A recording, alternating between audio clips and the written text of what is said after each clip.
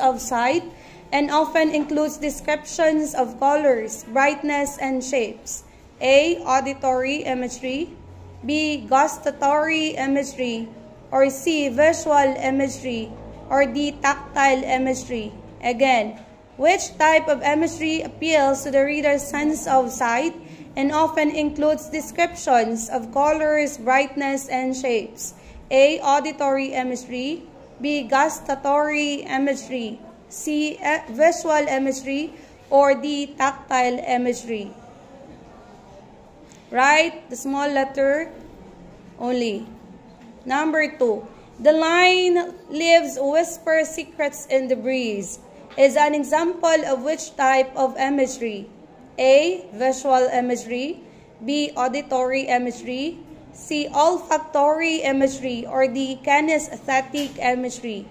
Again, the line "Leaves whisper secrets in the breeze" is an example of which type of imagery? A. Visual imagery, B. Auditory imagery, C. Olfactory imagery, or D. Kinesthetic imagery. Letters only.